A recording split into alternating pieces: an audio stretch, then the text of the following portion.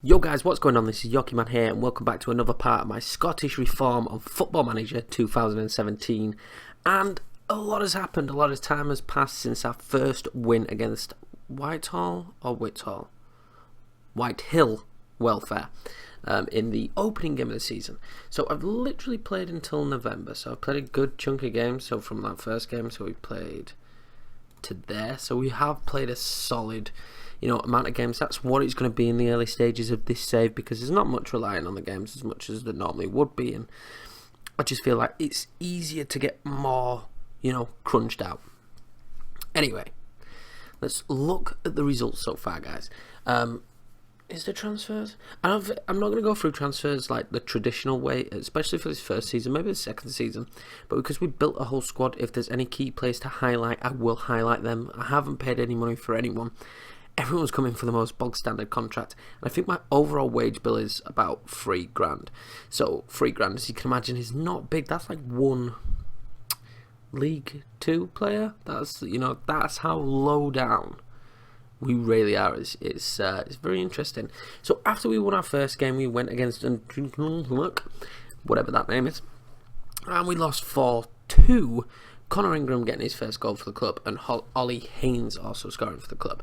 We then played Stirling Uni, who I've later just found out that they are absolute animals, and we drew 0-0, so that's not a bad result considering how good they are. We played Cumbernauld Colts after that, and this was an infuriating game of Football Manager.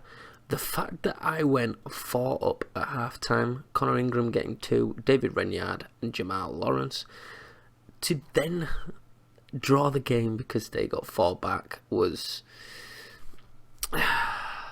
it wasn't a great time. We played Androssen School, so it's a school. I'm still lost.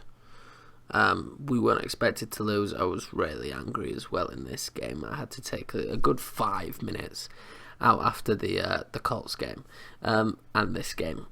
Connor Ingram scoring again though, so Connor instantly, as you can highlight, is playing very well for the club. We then played Linlilton Rose, Scottish names, great. Carlton Rudd scored for us. Eddie Fullwood did get sent off, but we managed to hold on and win 1-0. Then we got absolutely just trounced, just absolutely bullied, beaten, bad, whatever you want to say. It was awful. A 5-0 defeat to Huntly. Patience on this save there's not been much so far, but then we hit the wonderful block that we've just recently been on, and it started to make me think about roses and sunshine and how good the world is again when we beat Tynecastle 2-0. Jack Brannan and Harry Peace scoring. Cove Rangers we drew 1-1 with Carlton Rudd scoring. Ivan Meadow we won 1-0. Connor Ingram getting a goal. Clydebank we beat them 2-1. Ollie Haynes and Carlton Rudd scoring. Bora we beat 2-0. Dalian Barker. I hate names on FM. Dalian Barker, we scored 2 goals. He's like the backup striker or the next striker next to Connor Ingram, and he managed to get a double. So he's definitely trying to prove a point to me. And then we just recently drew 1-1 against Gallia Rovers, who was supposed to be a top tier team. We got a very fluky on goal, and Ricky Thompson got himself sent off. So we're going to play Edinburgh City, and I'm pretty nervous because they're 6th and they're supposed to do pretty well. So it'll be interesting to see what we can do. Automatically, I can scroll now on this screen. I can actually scroll.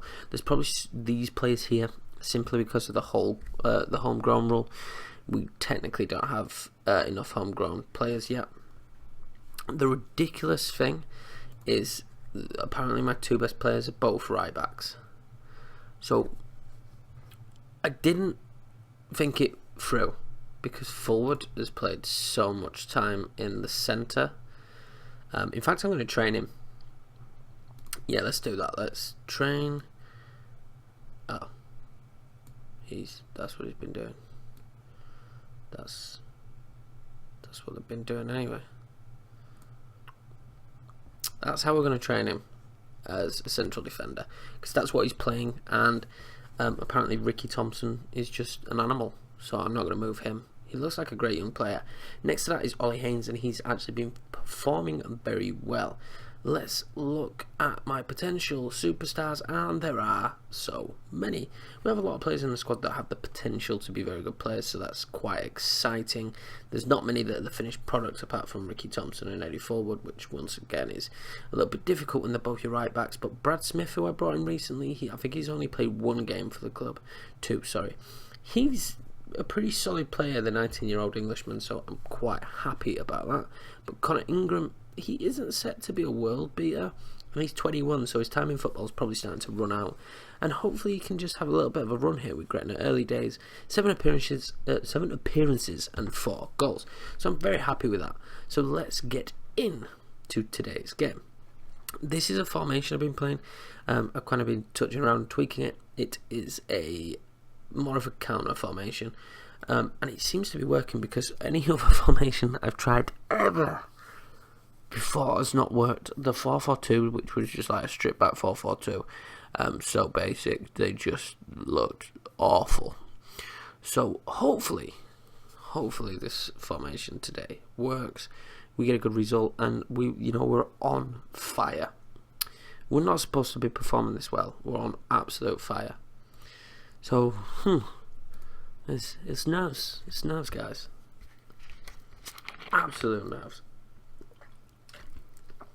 Right. Edinburgh City. This is a rival game. I'm going to play Stein, who's injured. The goalkeeper, Dale Connor. So Ollie Haynes has played every game as well, hasn't he? Near enough every game. At 16, one off the bench. Assertively, I have faith. I have the faith. It would be interesting to see if any of you guys are doing kind of any similar saves to this, even if it's just in Scotland, or if you've downloaded the database and are doing that, as Haynes takes the free kick and scores. Ollie Haynes. Ollie Haynes. He's been somewhat special so far. It's strange because I'm starting to find myself, I'm starting to get a little attachment to players that you do on saves like this when you're doing a save, and they're going to come straight back. No, they're not, because we steal the ball. Barker, Brannan, and they steal it right back. Come on, lads. Renyard picked that up. No, we're too awful. This is going to be whipped in. Is it going to be a goal? No, clear it. Haynes, no. Renyard, Brian, Barker in position. Good save.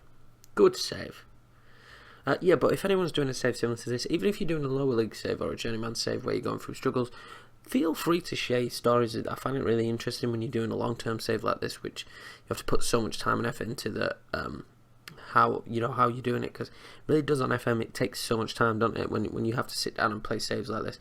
I mean, I must have sunk in half a season.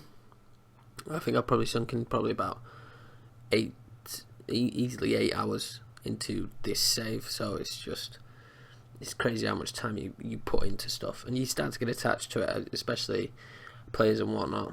And hopefully we don't go up this season, because if we carry on playing like this, we might go up, and I'm a bit nervous about that, because the league above has some real world beaters in it, and we don't even have players who should lace their boots as Daniel Barker scores. Banging.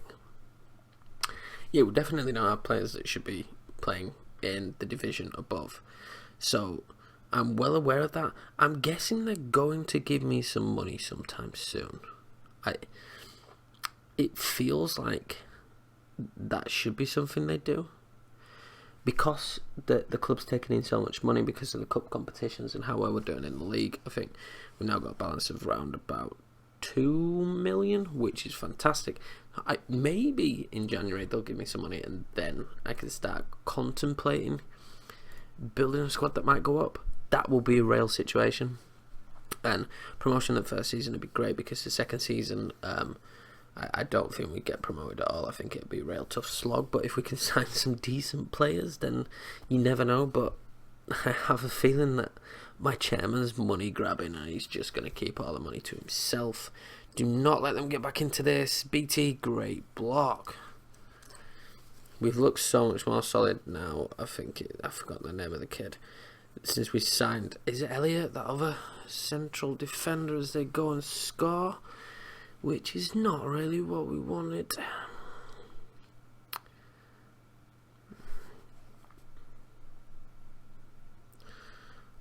Awful. Why was even someone on the right post if that's what was going to happen? Make a change. Daniel Barker's scored though. See, this is where it starts to get difficult. There's not much change to make.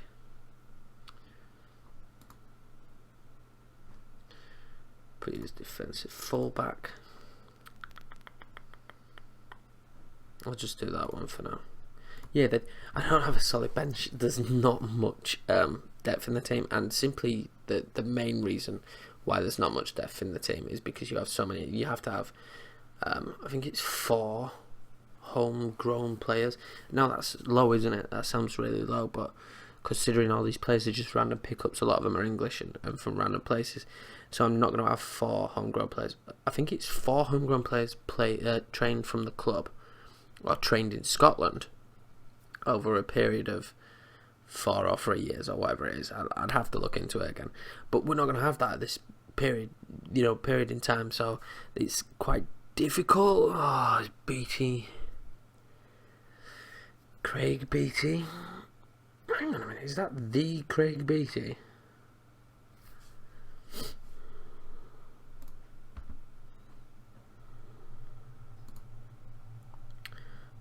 The opposition.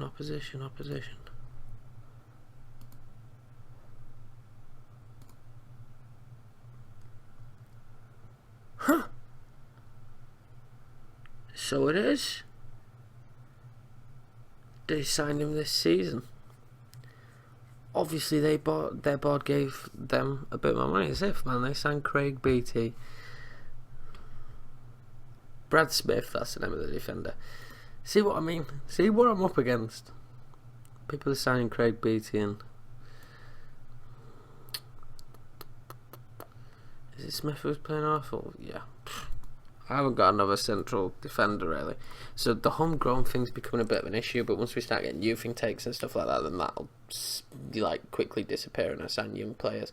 And also I sign Scottish players from other teams, but I can't do that yet because I have no transfer budget, so I'm just literally picking up random players that will accept the base wage that I'm allowed to offer, which is like £130. So it's been really difficult in that sense, so that's why most of them are English or whatnot, but it's not like end of the world because they only want mid-table this season. I'm more than happy with mid-table, and by the looks of it, they came back into that, which was frustrating.